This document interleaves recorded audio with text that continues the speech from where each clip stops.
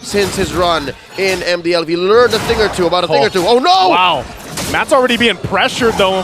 His side of the jungle. He does get the purple, but yeah, you know, as you were saying, like, this is, I guess, going to be a true test to see where Matt has landed on this Lancelot now that he's in the MPL.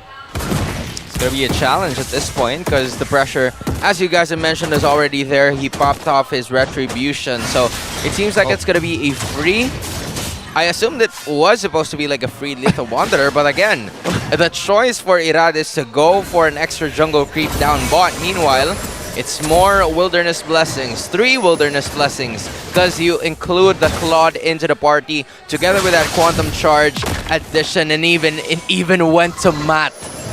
The Lethal Wanderer even went to Matt at this point, so there's a bunch of other things that, you know, RSG needs to worry about, but Claude is going to be, you know, perking up here with the Purify as well to last a little bit longer in terms of team fights to handle the immense amount of crowd control that RSG has in store for him. Gentlemen, can I just say, it's been a while since I've seen a momentum-based jungler the way Matt has been performing today. Okay. It's amazing. Yeah, Matt's been doing a great job, but now Irad could be in a little bit of trouble here. No. There's 4 members. Nav's trying to help him out the best he can, but does not have the level 4 yet, so Irad will go down at first blood, going in the hands of Matt. I guess he's off to a great start. That's how you answer. That's how you answer to the question. If he knows how to use this, he's looking for his very first win this season using this Lancelot, and you have to give it to him as well. They're really leading in terms of rotations, where in fact there's so many other things that, you know, RSG can do in terms of crowd control, but it seems like it's Omega that's cutting them out of position. Ducati Benedetta. Yep. Navs. I want to see the finish line. Putting the pressure there. Does have that level 4 and Electro Final Blow going to go through. Irad there joining as well. He gets it. Yeah, it looks like, you know, Nats now has... Wait, Nats or Irad? Where'd it go? Who took it? Nats got the purple objective with the Electro Final Blow. Okay. That was a good take coming in from them. They were very much aware that, you know, Matt didn't have the Retribution on him, so Matt tried to do his best to just stay in that purple pit to make sure that he was going to be able to get that, but it was almost taken out by Edamax as well, but safe take coming in from Irad to make sure that he has, or there's not going to be a purple objective secured by Smart Omega. Oh, Light's going to go in, gets the toss up with the onward. The stun, not going to be able to land though. Mystic Gush comes through as well. Even Wrath. Yep, not able to get it. Good call though, the good attempt. 3 ults! Yeah. And all dodged by the Mamba. Oh. Flicker out. Matt waiting patiently. He's going to find Emon. Hello. Here with Chaknu as well. The rest of the team making their way to Max in the vicinity. Matt, though, going to put some pressure on Aqua, but will be fine. I got to say, too, as a avid player of Gord, one of the worst junglers to go against is a Lancelot. A lot of mobility. Chaknu going to be in trouble. Emon, with the help of the team, gets a kill on the board now, RSG. All right, that's enough dodging and weaving, Chaknu. We were going to get you eventually. And that's exactly going to help Eman at this point. That's going to be the first kill for RSG Philippines that even went to the side of Eman. And as all of those things are happening, Nats and, you know, Ryota are just right over here on this side, but Matt is in a little bit of a pickle. Yeah, they're going to put pressure again. Petrify going to be ready. Electro Final Blow going to be used. What? Looks like Matt able to secure it. Goes in with a Band of Execution. Stun not going to land though. Mystic Gush as well. Matt surviving here. This is so much pressure on the buff. Well, slight problem though, because there's no retribution for Matt, which could be an opportunity for Irad to freely take the turtle, but it's Chaknu who's putting it out. Yeah, 15 seconds until the retribution comes back online, and there's a lot of ults that RSG's missing. They're rushing it. Oh, Kaura looking for his own angle here, so this should be a turtle in the hands of RSG as it is. Irad securing it. That's exactly why they're putting the pressure on Matt to force out that retreat. Clean. So far, RSG has maintained control. They found a way to bounce back from that early blunder. Nat's going to jump in. Kalrai use that Blazing Duet. Petrify, but can't get the kill.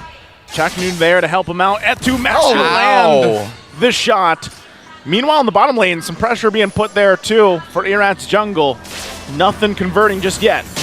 Although I have to say, this is a better start for the side of RSG Philippines. But as I say that, there's so much pressure putting it on Nats. But going back to my statement, RSG is having a better early game just because Irad is taking more in terms of objectives. He finally got the first turtle of the series while also helping Eman get a kill on his own. We're starting to see the effect of that one in terms of gold because both Eman and Nats are leading in terms of the gold earned. Meanwhile, it's Kelra and the rest of the members of Barangay are following up in terms of the damage output courtesy of those gold being bought, because it's going to be a Blade of Despair secured here by Eman, and that's going to help him a ton in getting a bunch of damage out there for the side of Smart Omega. Oh, wow. Eman is eating good. He's on his way to his next item, and he even bought a pair of boots. Yep. So 6 minutes in, last turtle spawning about 30 seconds. The Raiders are feeling game 3. The Raiders are feeling like they're in a better place ever in this whole best of 3. Now mid, in trouble. Ryota gonna jump in with a penalty zone. They're gonna go ahead and respawn. He will be taken care of very quickly. The covering fire, the Mystic Gush. Calra working on that bottom turret. Ooh. Gets the tier 1, so it's gonna be a trade there, a body for an objective. Not just maybe a second objective. Oh, close call. They tried to synchronize and orchestrate Le Sandwich play across the map. They tried to take down top and bottom at the same time. Not sure if Iran's going to make his way there. He just took the orange, so he's going to be happy with that. Emon could be in trouble here. Calra, a couple shots. Emon trying to do something. Won't be enough. Falls there. Light a little bit late. Oh, that was a very good exchange. They're going back to keys to victory. They're willing to take some trades. Going to be fighting for the turtle. Matt does it again. Gets the turtle there with the retribution. Can't survive this. Can't survive the gush. Comes out Aqua. Gets the kill for this gourd. And there's a whole lot of action happening all across the map here. Now the next focus, this tier 1 for RSG to take down from Smart Omega. Yo, that 4v1 on Matt, I felt a little bit of emotion there. There was a personal vendetta. Yeah. So you've been taking way too many objectives, Matt. It's my turn to shine. And it's always been Matt. So far, taking 2 turtles for the side of Smart Omega. Meanwhile, Irad has been maintaining the lead for the side of RSG because just by getting a bunch more in terms of the purple and orange objectives in the same way. Matt didn't have a purple objective in like the first 4 to 5 minutes, but because Kelra and Matt as well are getting more turrets, especially down bottom and top, they're getting a bunch more in store and keeping the lead tight. Hey, bit of good news here, especially for you, Naisu, since he is rocking the gourd. Yep. He has surpassed Kairi in all-time kills. But wait! Wow. What a setup there from Light. And that's exactly what we were talking about. Playing these heroes where you can find moments like that. Irad, 1 versus 4 in the mid lane. Aqua holding on the best he can. Appraiser's Wrath to come down. Still, though, Smart Omega holding on to this tier 1 turret with just a sliver of health. You can see RSG, this is the raiding style. They're across the map making plays everywhere. Omega's left gassed. They blew up. They're like, what are we doing? Everywhere. I'm still not over how Matt died down bottom. What was that? Not even a flicker used by Light? Yeah, you're right about that. The raid is everywhere. Like, literally, it's Eman pushing down bot, it's even Nats making sure there's something happening up top, and it's Irad tanking the rest of the damage. This is vintage, classic RSG that we are witnessing right now. Irad is very confident enough with his hero that he is able to leave the rest of the damage output to Nats and company. Oh, okay, Naps. Thought he was actually going to commit to that, but doesn't, even though using the Electro Final Blow. Lord now going to be up, though. Both junglers getting in position, the teams to follow. Ooh, big pull by RSG. Irad putting Lord to their side. Matt's playing with fire here. Oh no! Matt's going to be tossed up the onward. He's going to try to survive here. Couple shots away! Light going to jump in. Primal Wrath cleans up the kill. Going to be able to secure the Lord for RSG here. In the decisive play, Calra will just keep pushing the bottom lane. Irad gets the Lord. Now RSG in the driver's seat for now. Call it an FPW, the Flicker Primal Wrath. Yeah. FPW. I usually know FPS, but not in this case. Yep. It was an FPW. That's looks looking like for it's gonna be Calra. another one. Wow. Another W for the side of RSG. They're just not even taking trades at this point. There's no trades for Omega. I think it's safe to say RSG is angry right now. Yeah. This is how they play when you put them up against the wall. Yep. Right now, the power level is high for RSG. Now they're waiting for this Lord. Again, only the first one in the game. Omega does have a pretty good clear. They should be able to handle this well, but Calra now alive once again. You can see the damage. They got to respect it, right? They're going to have to defend against this one. Lord now make its way top side. Aqua holding on to that Mystic Gush with the right moment. Ryota going to jump in with the penalty zone. Aqua holds on there. The Gush comes through. Gets a kill. Getting him further in the backside. Naps goes in with the final blow, pushing him off the turret. They want the turret. They get it. And now they look for the mid lane to follow. But Smart Omega holds on to these two turrets for now. All right, they're buying time, and they're using their bodies. They're using death timers to defend and keep what major objectives they have left. Yo, Light is saving his onward. Not even for Kelra, but for Ryota, who's actually initiating the team fight because they know that it's going to be an immediate -1 for Smart Omega if RSG can deal damage to the penalty zone dealer. And this is something that RSG has been exploiting time and time again in this matchup. 11 minutes in, whenever there's going to be an initiation, preferably a penalty zone coming in from Ryota, then that is going to be the time for them to strike because there's going to be no passive. When Ryota's out, there's also going to be no extra damage output. Plus, he's their only source of initiation. So when Chaknu's going to be going inside using the Minoan's Fury, it's not going to be ineffective as much. Even though none of them are rocking in the Purifies right now. It's because of the fact that the main initiator is finally gone and Chaknu is going to have a little bit more doubt in initiating or whether or not he goes for it or not. And how perfect is that? Joseph, can you confirm with me? Ryota, rocking the Terizla, Body Smith has damage reduction.